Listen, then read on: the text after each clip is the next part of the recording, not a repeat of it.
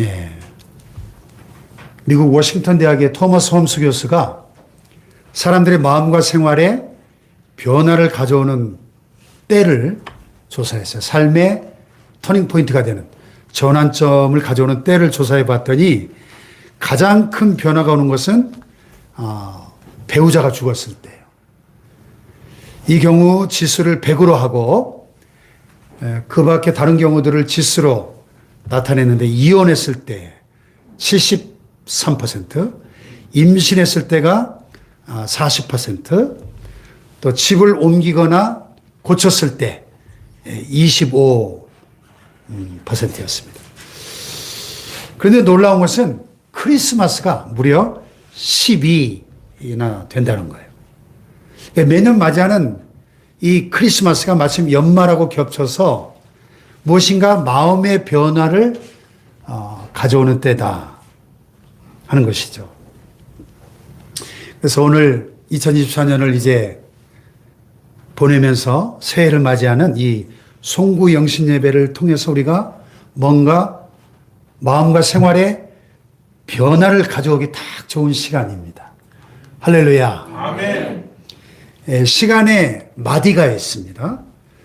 하루를 가름하는 마디는 밤 12시고요. 또 한 달을 가르는 마디는 매월 말이죠. 그리고 1년을 마무리하는 마디는 12월 31일이죠. 아프리카의 어느 종족은 나이를 거꾸로 계산한대요. 그래서 70세를 기준으로 해서 한 해가 지나면 69세가 되고 또 한 해가 지나면 68세가 되고 또 한 해가 지나면 67세. 그래서 시간이 흐를수록 점점 젊어지는 거죠. 그렇게 따져보니까 저는 한 12살쯤 되고 우리 손장로님 한 2살쯤 되는 거죠. 나이를 많이 먹은 사람은 어린아이가 되는 거예요. 실제로 세월이 흐를수록 그렇게 젊어지면 얼마나 더 좋을까요? 그런데 더 중요한 것은 단 한 번뿐인 이 인생을 어떻게 하면 성공적으로 살 것인가 하는 문제죠. 그 6.25 때 최대 격전지였던 강원도 철원, 저희 어머니 고향이신데요. 그 철원에 가면은 지뢰밭이 많답니다. 사람의 발길이 잘 닿지 않는 곳이다 보니까 온통 도토리와 밤들이 풍성하대요.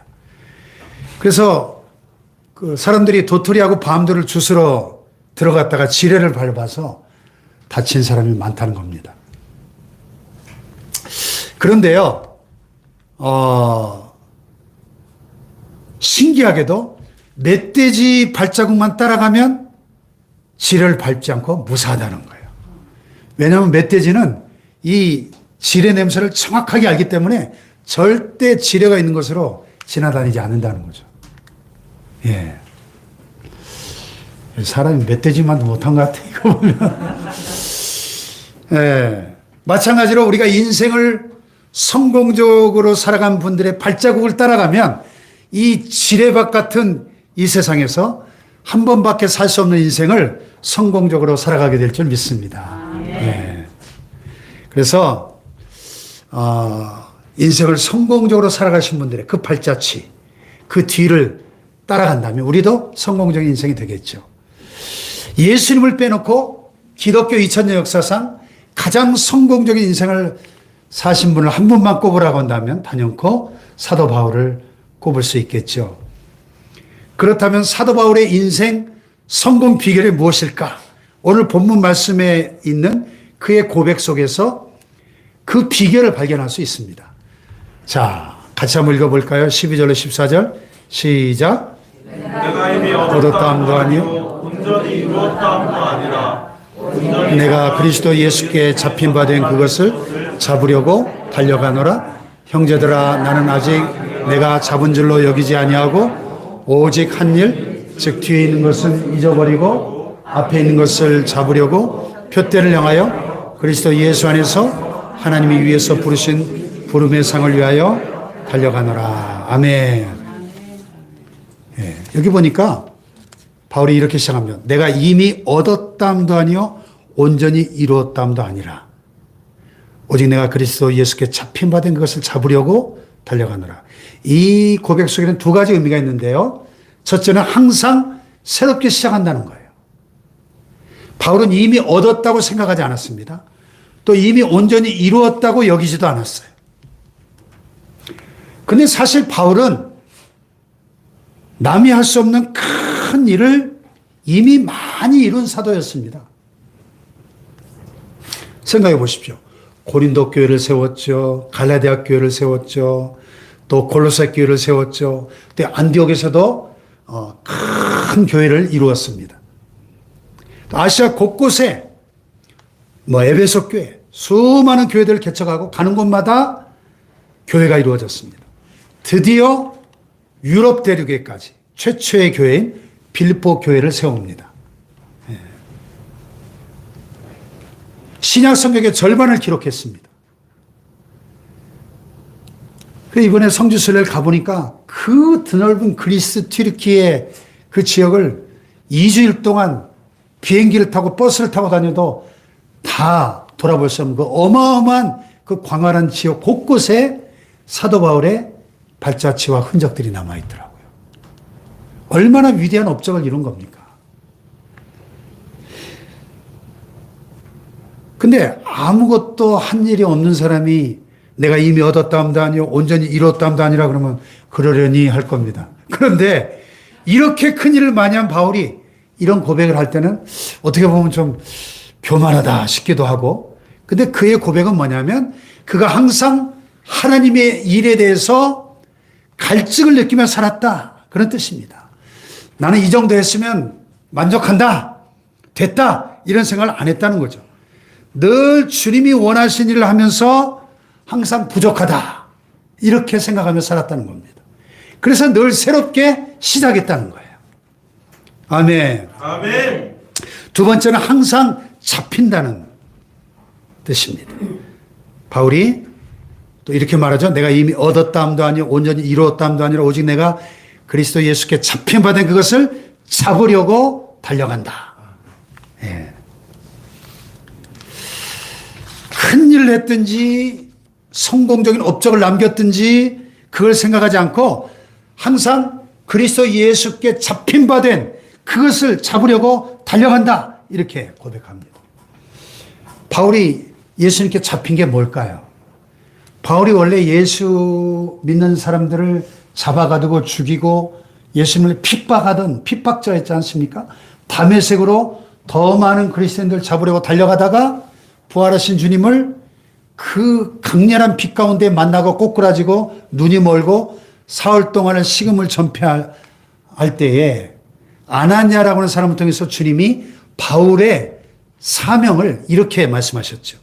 주께서 이르시되 가라, 이 사람은 내 이름을 이방인과 임금들과 이스라엘 자손들에게 전하기 위해 택한 나의 그릇이다, 그랬어요.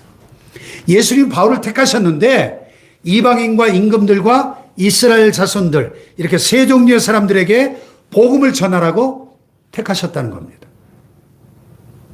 바울은 예수님께서 이렇게 자기를 부르신 그 뜻에 잡혀 있었어요. 자나깨나 오직 그것만 생각하며 살았다는 겁니다. 오늘 여러분은 무엇에 잡혀 계신가요? 자나깨나 무엇을 생각하며 살고 계십니까? 예. 자나깨나 주식과 증권에 붙잡혀 살고 계시다. 자나깨나 우리 아파트 집값이 언제 얼마 오르나에 붙잡혀 살고 계시지 않습니까? 하나님이 여러분을 부르신 그 뜻이 무엇인지 알고 그 뜻에 잡혀 살고 계신가 하는 것입니다. 내 사명이 무엇인지 알고 자나깨나 오직 그것만 생각하며 살고 계십니까? 바울은 예수님이 자기를 향하여 부르신 그 뜻에 잡혀 있었다는 거예요. 그래서 바울의 그 유명한 사명선언문 사도행전 20장 24절 다 같이 시작. 나의 달려갈 길과 곧 하나님의 은혜의 복음 증거하는 일을 귀한 것으로 여기지 아니하노라. 아멘. 주 예수께 받은 사명, 복음 증거하는 일을 마치기 위해서는 내 생명도 조금도 아깝지 않다 하는 것입니다. 그리고 오늘 본문에서 다시 한번 그것을 반복하는 거죠. 형제들아, 나는 아직 내가 잡은 줄로 여기지 않고 오직 한 일, 즉 뒤에 있는 것을 잊어버리고 앞에 있는 것을 잡으려고 표대를 향하여 그리스도 예수 안에서 하나님이 위에서 부르신 부름의 상을 위하여 달려가노라. 아멘. 아멘. 바울은 우리에게 뒤에 있는 것은 다 잊어버리라 이렇게 권면합니다. 이제 또다시 새로운 한 해를 우리가 맞이하면서 우리가 뒤에 있는 무엇을 잊어버려야 될까요? 첫째로 죄를 잊어버려야 됩니다. 죄. 여러분, 예수님이 세상에 오신 목적이 뭘까요? 천사가 마리아의 남편 요셉에게 꿈에 나타나서 알려준 예수님의 이름, 그 이름의 뜻이 뭐였죠? 아들을 낳으린 이름을 예수라 하라. 이는 그가 자기 백성을 그들의 죄에서 구원할 자이시다. 예수란 이름의 뜻이 뭐예요? 자기 백성을 그들의 죄에서 구원할 자. 예수님이 세상에 오신 목적이죠. 예수님은 우리를 죄에서 구원하시기 위해 오셨습니다. 우리의 죄를 도말하시려고 오셨습니다. 아멘. 성경은 분명하게 말씀하고 있죠. 골로새서 2장 13절 다 같이 시작.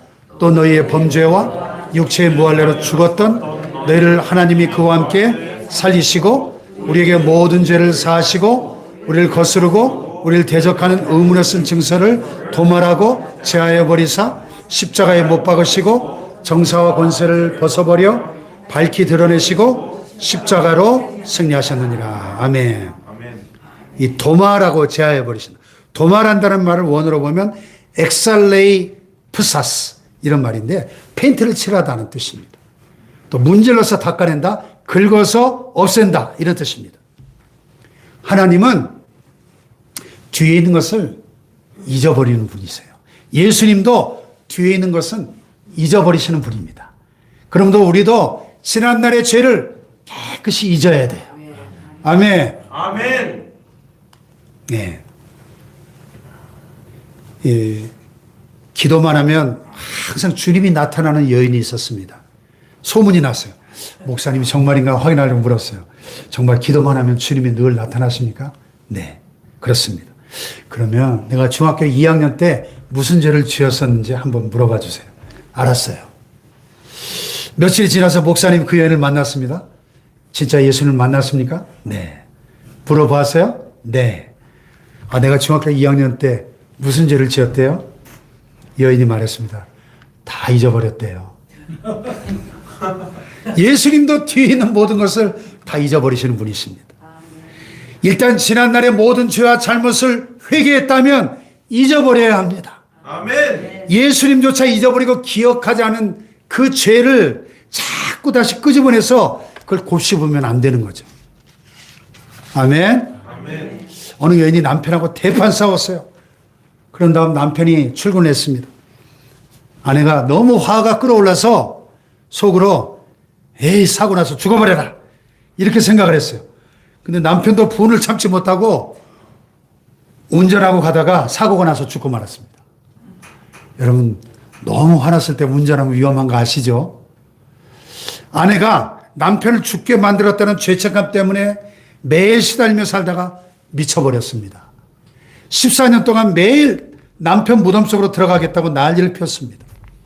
지난날의 죄를 잊지 못하고 매일 곱씹으니까 미쳐버리는 겁니다. 뒤에 있는 것을 잊어버려야 합니다. 이사야 선지자가 이렇게 선포했어요. 다 같이 시작. 내게 큰 고통을 더하신 것은 내게 평안을 주려 하심이라. 주께서 나의 영혼을 사랑하사 멸망의 구덩이에서 건지셨고 나의 모든 죄는 주의 등 뒤에 던지셨나니. 나의 모든 죄를 어디에다가? 주님의 등 뒤에 던져버리셨대요. 기억하지 않겠다는 겁니다. 아멘. 아멘. 시편 기자도 고백했죠. 동이서에서 먼 것 같이 우리 죄과를 우리에게서 멀리 옮기셨으며. 할렐루야. 우리는 과거 지었던 죄를 진심으로 회개하고 더 이상 기억하지 말아야 될 줄로 믿습니다. 그 죄 때문에 죄책감에 얽매여서 살아가면 안 된다 하는 것입니다. 두 번째로 실수를 잊어버려야 돼요. 실수. 사람은 누구나 다 실수하죠. 실수하지 않는 사람은 아무도 없습니다. 그래서 이런 말이 있어요. 사람은 실수하고 하나님은 용서하신다. 따라해 봅시다. 사람은 실수하고 하나님은 용서하신다. 하나님은 용서하신다. 그렇습니다. 실수하는 것이 사람이고 용서하시는 분이 하나님이십니다. 아멘. 아멘. 우리가 그 어렸을 때 사용하던 연필을 보면 꼭대기에 뭐가 달려 있죠? 지우개가 달려 있어요. 항상. 이 연필을 사용하는 동안에 실수가 있을 것이라는 예언이죠. 실수할 때마다 지우개로 깨끗이 지우라는 뜻입니다. 과거에 실수한 것 자꾸만 필름 거꾸로 돌리면서 회상하고 기억하고 끄집어내서 아파할 필요가 없다는 것입니다. 예수님이 십자가를 지실 때 우리의 죄와 허물을 다 짊어지신 거예요. 아멘. 허물이 곧 실수입니다. 너희 허물과 죄로 죽었던 너희를 살리셨도다. 허물로 죽은 우리를 그리스도와 함께 살리셨다. 그랬습니다. 할렐루야. 아멘. 모세는 40살에 살인죄를 저지른 사람이에요. 그렇지 않습니까? 40살이 됐을 때 이스라엘 백성들을 구원하려고 하다가 이집트 사람을 쳐 죽이잖아요. 모래 속에 그냥 안매장시키지 않습니까? 사람을 죽인 과거가 있는 사람이었습니다. 만약에 제가 사람을 죽인 과거가 있다면 여러분은 저를 어떻게 보시겠습니까? 그러나 모세는 그 실수를 기억하면서 아파하지 않았습니다. 하나님이 모든 허물을 용서해 주시겠다고 말씀하셨으니 과거를 싹 잊어버리고 당당하게 하나님의 일을 감당한 것입니다. 아멘. 아멘. 다윗도 마찬가지예요. 다윗도 이게 어떻게 앞뒤가 다윗은 쉽게 말하면 가정 파괴범이잖아요. 아주 정상적이고 좋은 가정을 파괴시켰지 않습니까? 우리아의 아내를 뺏고 그 죄를 감추기 위해서 우리아를 죽여버리잖아요. 가정 파괴범이죠. 그러나 다윗은 자신의 잘못을 깨닫고 철저하게 회개한 후에 다 잊어버리고 하나님의 용서를 경험하고 기억하지도 않았습니다. 그 위대한 성군이 될 수 있었던 거예요. 아멘. 제가 만약에 남의 아내를 빼앗고 그 여자의 남편을 죽여버린 그런 사람이라면 여러분 제가 이 강단에서 이렇게 설교할 수 있겠어요? 근데 하나님은 다윗에게 끔찍한 간음죄와 살인죄까지도 다윗이 철저하게 회개할 때 용서하신 분이십니다. 아멘. 농부가 지난해 농사를 실수해서 잘못졌다고 금년에 포기해버릴까요? 그렇지 않죠. 다시 일어난 농사를 지어야 합니다. 그럴수록 더 잘해야죠. 위대한 사람들의 생애를 보면 실수를 안 한 것이 아니고 실수했을 때 더 잘한 분들이에요. 우리는 과거의 실수를 기억하지 말아야 합니다. 예수는 우리의 실수까지도 도말하신 줄 믿습니다. 아멘. 할렐루야. 아멘. 또 억울한 일 당한 것도 잊어버려야 돼요. 우리가 인생 살다 보면 억울하고 분통 터지는 일을 당할 때가 있죠. 도저히 참을 수 없는 일을 당할 때가 있습니다. 그러나 이런 것조차도 잊어버려야 됩니다. 예수님께서 말씀하십니다. 수고하고 무거운 짐진 자들아 다 내게로 오라. 내가 너를 쉬게 하리라. 할렐루야. 아멘. 요셉을 보면 잘 알 수 있죠. 이 아버지 야곱이 요셉을 끔찍히 사랑했습니다. 왜? 야곱의 아내가 4명이 있었는데 당시 결혼 문화가 다 그랬어요. 일부 다처였어요. 그중에 라헬을 제일 사랑했죠. 라헬이 오랫동안 아이를 못 낳다가 늙음하게 아들을 낳았는데 야곱에게 11번째 아들이었죠. 그래서 특별히 사랑하고 노년에 낳은 아들이라 손자처럼 그렇게 예뻤습니다. 요셉에게만 채색옷, 색동옷을 입히고 편애를 했죠. 그 형들이 요셉을 미워하고 질투해서 요셉을 죽이려고 구덩이에 집어 던져버리죠. 그리고 마치 물이 없어 살아났지만 종으로 팔아버리죠. 인신매매를 당했죠. 보디발의 집에 종으로 팔려가서 죽도록 고생하다가 보디발의 아내가 요셉에게 동침하자고 유혹할 때 그 유혹을 뿌리친 그 대가로 강간미수범의 누명을 뒤집어 쓰고 주 예수의 신세가 됩니다. 자, 종살이에서 이제 감옥살이 밑바닥까지 내려가죠. 얼마나 한이 맺혔을까요? 그러다가 바로왕의 꿈을 해몽하고 애굽의 총리 대신이 됩니다. 여러분 같으면 제일 먼저 무슨 일을 했을까요? 여봐라! 그녀를 잡아 대령해라. 그러지 않겠습니까? 자기를 억울하게 감옥에 집어넣은 그 여자를 끌고 올 거 아니에요. 그러나 요셉은 전혀 복수하지 않습니다. 아니, 기억조차도 하지 않았습니다. 어떻게 했다는 말조차 없습니다. 뒤에 있는 것을 잊어버렸어요.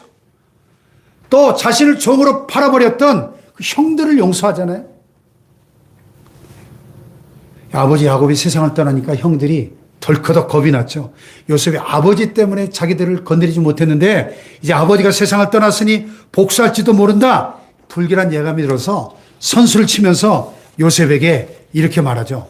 당신의 아버지가 돌아가시기 전에 명하에 이르시기를 너희 이같이 요셉에게 이르라. 네 형들이 내게 악을 행했을지라도 이제 바라건대 그 허물과 죄를 용서하라 하셨다 하라 하셨나니 당신의 아버지 하나님의 종들의 죄를 이제 용서하소서. 우리는 당신의 종이니이다. 형들이 요셉에게 뭐 싹싹 빌어요. 그때 요셉이 뭐라고 대답했죠? 두려워 마십시오. 내가 하나님을 대신하겠습니까? 당신들은 나를 헤아려 하였으나 하나님은 그것을 선으로 바꾸사 오늘같이 만민의 생명을 구원하게 하시려 하셨나니 당신들은 두려워 마소서. 내가 당신들과 당신들의 자녀를 기르겠습니다. 할렐루야. 아멘. 억울함과 분통함을 전혀 기억하지 않고 깨끗이 다 잊어버렸습니다. 과거에 억울하게 했던 사람, 분통 터지게 만들었던 그 사람, 이가 갈리도록 미워하던 그 사람을 잊어버려야 된다는 거예요. 과거는 과거일 뿐이고 미래가 우리 앞에 기다리고 있기 때문에. 할렐루야. 아멘. 원숭이들이 싸우다가 엉덩이를 치켜들면 항복 표시래요. 그러면 상대방은 더 이상 공격하지 않는답니다. 개들이 싸우다가 꼬리를 내리면 항복의 뜻입니다. 그러면 싸우던 개가 공격하지 않습니다. 짐승들도 항복하면 싸우던 것을 싹 잊어버리는데 사람도 용서를 빌면 싹 끝내고 잊어버려야죠. 할렐루야. 아멘. 마지막으로 선행도 잊어버려야 돼요. 우리가 과거에 잘한 일들이 있잖아요. 이렇게 자랑하고 싶은, 우쭐대고 싶은 일들이 있습니다.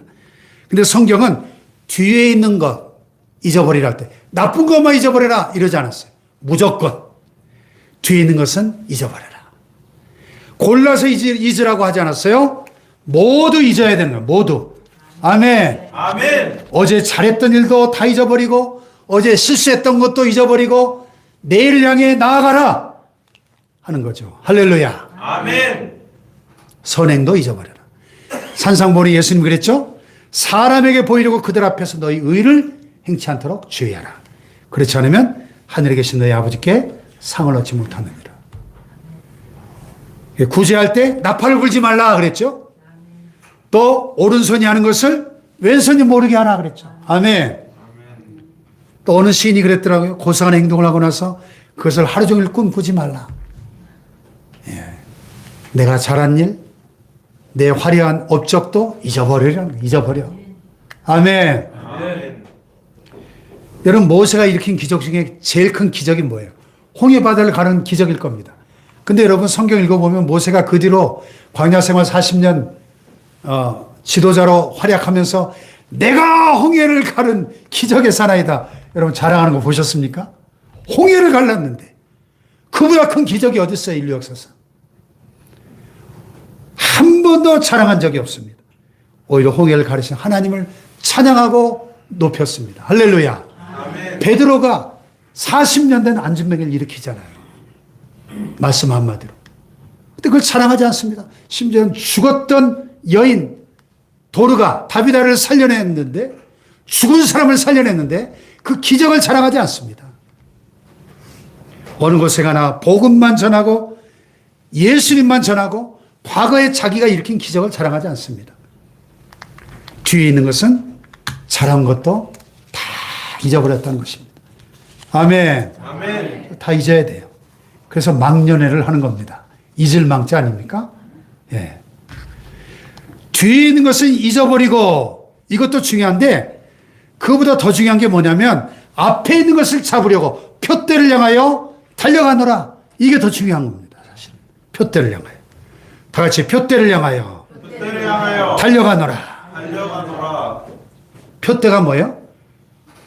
그리스도 예수 안에서 하나님이 위에서 부르신 부름의 상, 하늘의 상을 바라보고 달려가야 한다 한 것입니다. 할렐루야. 그러니까 지금부터의 삶이 더 중요한 것이죠. 그래서 뒤에 있는 것은 잊어버리고 앞에 있는 것을 바라보며 달려가자 하는 것이죠. 할렐루야.